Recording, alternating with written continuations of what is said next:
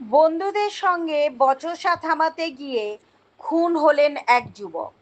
লিলুয়া থানার পটুয়াপাড়ায় ঘটনা। ক্লাবের মধ্যে গণেশ পুজোর খাওয়া দাওয়া চলছিল, তারই মধ্যে দুজনের বচসা বাঁধে।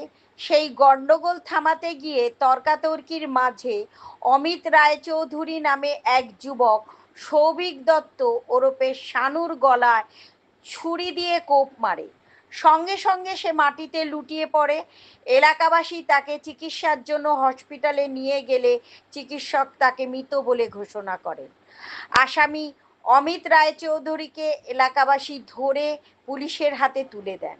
ঘন্টু গোপাল মণ্ডলের রিপোর্ট, জিএম নিউজ, হাওড়া।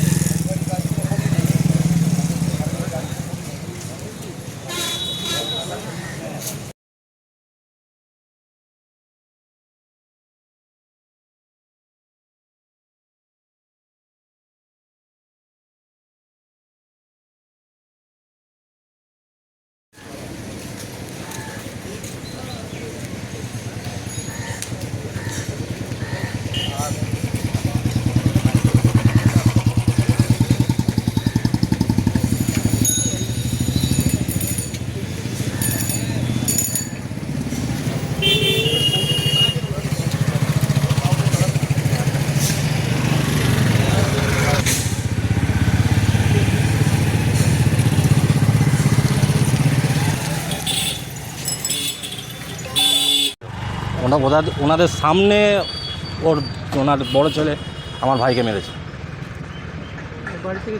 হ্যাঁ, বাড়ি থেকে ছুরি নিয়ে এসছে। ওর মা নিজে দেখেছে। অমিত রায়চৌধুরী মৌরির কাজ করেন উনি। অ্যারেস্ট হয়েছে, কাল রাত্রেই অ্যারেস্ট হয়েছে। কথা কাটাকাটি হয়েছে, অন্যজনের সাথে হয়েছে। ওকে বাঁচাতে গিয়ে ওকে মারছিল, ওকে মারতে গেছিলো, ওকে বাঁচাতে গিয়ে ওকে মেরে দিয়েছে, গলায় মেরে দিয়েছে পুরো। শাস্তি চাইছি, ন্যায্য শাস্তি। ন্যায্য শাস্তি চাইছি। আমার নাম সুব্রত দেব, আমি মামার ছেলে। দত্ত।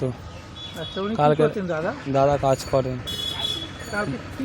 কালকে একটু এখানে গণেশ পুজো উপলক্ষে খাওয়া দাওয়া ছিল, করে এসেছিলো। অমিত রায়চৌধুরী বলে একটা ছেলে মৌরি কাজ করে, সে এসেছিলো।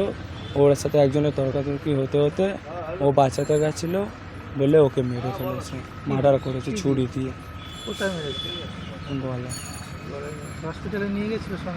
হসপিটালে নিয়ে গেছিলো, অক্সিজেন লাগানোর পর সে মারা গেছে। আগে কোনো কি ওর সঙ্গে ঝামেলা ছিল? কোনো অশান্তি ছিল না, কেউ কিচ্ছু জানে। ও ফিট অ্যান্ড ফাইন, একদম সুস্থ, একদম সাধারণ ছেলে, একদম নর্মাল।